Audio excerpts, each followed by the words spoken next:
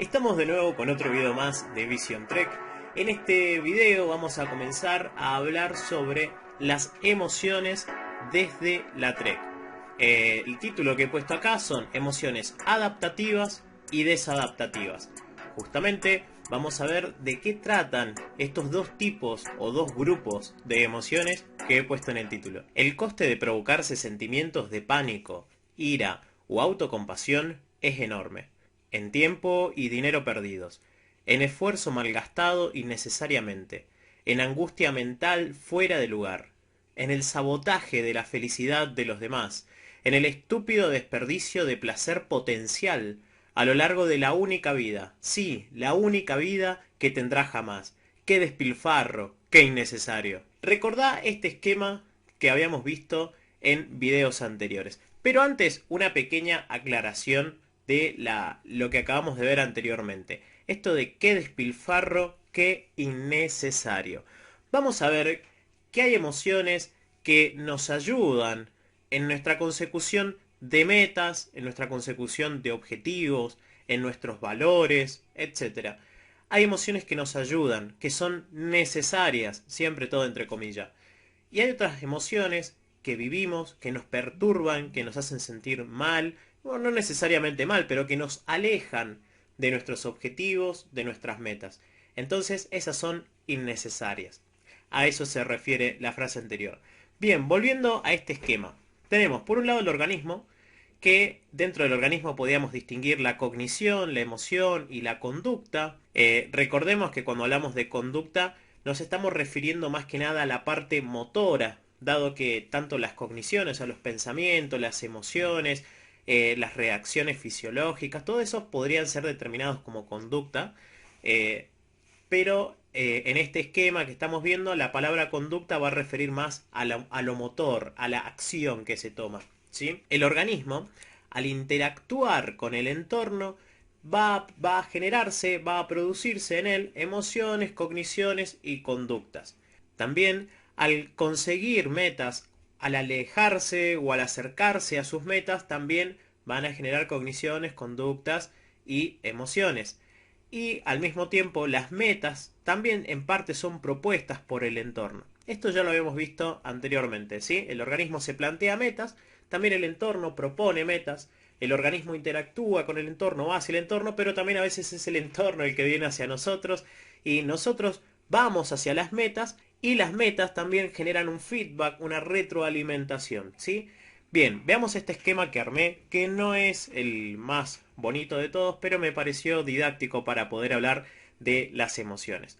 Bien, tenemos las emociones. En este video vamos a hablar de las emociones. Por un lado tenemos un eje, digamos, las emociones que son funcionales y las emociones disfuncionales, ¿sí? Nuevamente la palabra funcional o disfuncional siempre es en relación al objetivo. ¿Cuál es el objetivo?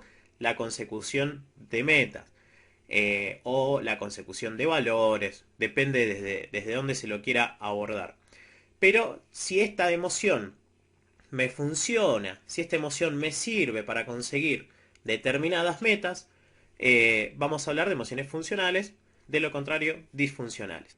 En el otro eje vemos emociones positivas y negativas. Entonces, vamos a tener emociones funcionales positivas, emociones funcionales negativas. Esto es para romper con la idea de que toda emoción positiva, por ejemplo, nos sirve y que toda emoción negativa no nos sirve.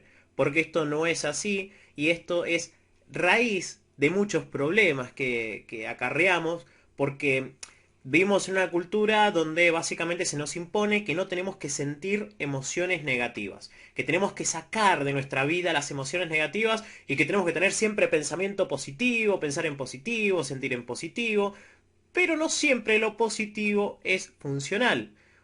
Dentro de funcional o disfuncional, acuérdense que es sinónimo de saludable. No siempre lo positivo es saludable, muchas veces las emociones negativas son saludables o funcionales.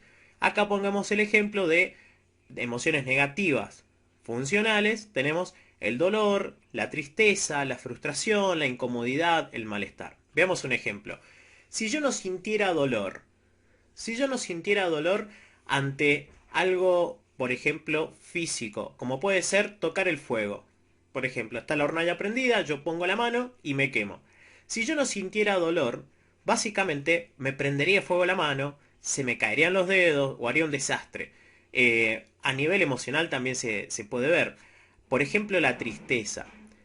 El hecho de ponerse triste con algo le hace ver a uno que ese algo es importante. Por ejemplo, desaprobar un examen. Si yo desapruebo un examen y me pongo triste, quiere decir que esa situación a mí me está importando. Y la tristeza es una alarma, es un llamado de atención, es un mira, che, acá pasó algo. Si yo desaprobara un examen, por ejemplo, y tuviera esa mentalidad de siempre positivo, y yo me alegro de desaprobar un examen, probablemente para la próxima no sienta una necesidad de estudiar más, de estudiar con mayor anticipación, etcétera, etcétera. Al igual que la frustración. Un grado de frustración es funcional. Cuando algo no nos sale, por ejemplo, no sale como nosotros queríamos y tenemos esa frustración, eso nos tiene que motivar o puede ser un resorte para ver en qué fallamos, qué podemos hacer para mejorar, etcétera. Pasando al lado de las emociones positivas, bueno, tenemos el amor, el placer, la curiosidad, la alegría. De esto, bueno, no hay que ahondar tanto. El amor, bien entendido, siempre es funcional, al igual que el placer, que la curiosidad. Aunque acá el placer hay que tomarlo con pinzas. Porque el placer, por ejemplo, cuando se vuelve absolutamente una búsqueda de placer a corto plazo, por ejemplo, cuando yo lo único que quiero es el placer a corto plazo, probablemente me vaya a generar problemas en muchos aspectos de la vida. Por eso desde la Trek se plantea un placer a mediano y largo plazo, o un hedonismo inteligente, pero eso es tema también de otro video. Bien, vamos a las emociones positivas disfuncionales. ¿Cómo así de emociones positivas disfuncionales? Sí, si nosotros, por ejemplo, tenemos emociones, puse dos como ejemplos, de grandilocuencia o de prepotencia. Parecieran positivas porque no se sienten de manera negativa. Cuando alguien está actuando de manera prepotente, se siente empoderado, se siente por encima de los demás, siente que se puede comer el mundo. Pero esas emociones no nos sirven para la vida. Alguien prepotente va a las trompadas por la vida y se va llevando cada golpe y se va a los golpes, entonces no termina consiguiendo sus metas y sus objetivos. Recordemos, y en esto vuelvo a insistir, que la meta fundamental o el objetivo básico de todo ser humano es permanecer vivo y obtener el mayor bienestar posible y evitar el malestar innecesario. Entonces, por ejemplo, la prepotencia, si yo estoy en un boliche y está el patovica o el de seguridad, depende de dónde estés, como le dicen, y yo voy prepotente y le digo, correte, flaco, déjame entrar. Probablemente la trompada que me va a pegar me va a dejar tirado en el piso, se me van a caer un par de dientes, voy a tener que estar en el hospital y no consigas ni siquiera entrar al boliche. Entonces, esa emoción tan grandilocuente, prepotente, que era positiva, me fue totalmente disfuncional. Y eso lo podemos llevar a muchas otras áreas de la vida. Acá un ejemplo un poco más gráfico. Pasando al otro eje de negativas disfuncionales, bueno, estas quizás son un poco más fáciles de percibir. Uno cuando las ha sentido, claramente no producen placer, claramente van en contra o atentan hasta incluso con la propia vida. En este caso tenemos la ira, la depresión, la ansiedad, la desesperación, la desesperanza, el sentimiento de incapacidad, de inutilidad, etc. Bien, seguimos ahondando. Las emociones negativas y positivas saludables, es decir, las funcionales, estarían asociadas a pensamientos o creencias racionales. Y las emociones negativas y positivas perturbadoras o disfuncionales lo estarían a pensamientos irracionales. Bien, acá otro super mega gráfico. Básicamente, resumiendo lo que vimos anteriormente, lo saludable, lo funcional, lo adaptativo va a ir asociado a creencias racionales, que como vimos en los videos anteriores, las creencias racionales son aquellas que nos permiten, que nos facilitan la consecución de metas, objetivos, valores que tengamos en la vida. O sea que básicamente estamos diciendo lo mismo. Las creencias racionales son las funcionales, las adaptativas. Entonces veamos la similitud. Lo funcional, ya sea positivo o negativo, en las emociones funcionales positivas o negativas están asociadas a creencias racionales. En cambio, las emociones disfuncionales, perturbadoras, desadaptativas, están asociadas a creencias irracionales. El video de creencias irracionales que dividí en tres partes lo podés ver. Está en esta lista de reproducción, va a estar arriba. Ahí podés ver las características de las creencias irracionales, que son absolutistas, dogmáticas, inflexibles. Bueno, ahí tenés los videos como para profundizar. Veamos un ejemplo de la asociación entre emoción y creencia. Veamos, por ejemplo, en la emoción de la ansiedad. Y he querido respetar los colorcitos, me pareció más didáctico. La ansiedad sería una emoción disfuncional negativa, como vemos en el primer cuadro, y una creencias, por ejemplo, irracionales. Recuerden que las emociones disfuncionales están asociadas a creencias disfuncionales o irracionales. Podría ser: no debería de ninguna manera equivocarme en público. Por ejemplo, si me equivoco no podría soportarlo. Eso sería una creencia, una de las tantas creencias que pueden estar manteniendo una emoción de ansiedad. Y digo manteniendo porque no necesariamente la ansiedad se genera, se produce por una creencia, pero probablemente se mantenga por esa creencia, que no es lo mismo. Pero bueno, muchas emociones sí se generan a partir de la creencia que yo tengo. Si yo, por ejemplo, tengo que mañana dar una charla ante 80 personas y yo tuviera esta creencia de no debería de ninguna manera equivocarme en público, porque debería decirlo todo bien, todo correcto, no cometer errores. Si me equivoco no puedo soportarlo. O sea, es la catástrofe. Este nuevo pensamiento, recuerden, de todo o nada. Este no puedo soportarlo. Sería un sufrimiento terrible. Mi vida se acaba. O qué vergüenza. No podría mirar a la gente a la cara si me equivoco. Y la gente se va a reír de mí. Mi vida va a ser un desastre. De ahí me van a echar. Y cuando me echen, ya está, nunca más voy a conseguir trabajo porque soy un fracasado. Bueno, ahí nombré un montón de creencias irracionales. Espero que ya estés entrenando el oído para poder detectarlas. Y cuando vos te escuches o cuando escuches a otra persona, empezar a decir: me parece que ahí hay una condena global, hay un pensamiento todo o nada, hay un no puedo soportarlo, hay una baja tolerancia a la frustración. Entonces, ese pensamiento, esa creencia, esa forma de interpretar la realidad va a generar en mí, la emoción de ansiedad. Entonces, me va a sudar el cuerpo, me van a tiritar las manos, me voy a sentir una opresión en el pecho, un dolor en el estómago, voy a ir al baño 80 veces y voy a empezar hablando así, y cuando empiezo a hablar, no, hoy quería hablarles. Imagínense, se creó esa emoción a partir de los pensamientos, y esa emoción hace que se retroalimente negativamente todo. Entonces, como me siento mal y estoy hablando mal, y como claramente estoy hablando mal, me siento cada vez más mal y se hace un círculo vicioso y bueno, ahí le da un desmayo, se cae ahí en plena conferencia. Veamos, por ejemplo, una opción un poco más adaptativa. En vez de ansiedad, siento preocupación. Esto es negativo, pero funcional, adaptativo. O sea, cuando yo me siento preocupado por algo, es porque es algo que me importa. Entonces, por ejemplo, tengo que preparar la charla de mañana y me voy a poner a estudiar, no me voy a poner a ver Netflix, no me voy a poner a jugar o a hacer otras cosas, no, me voy a poner a estudiar lo que tengo que dar, a prepararlo, a darle un orden, porque estoy preocupado por mañana. Entonces, la creencia podría ser: me gustaría no equivocarme al hablar en público. Y si me equivoco, mala suerte.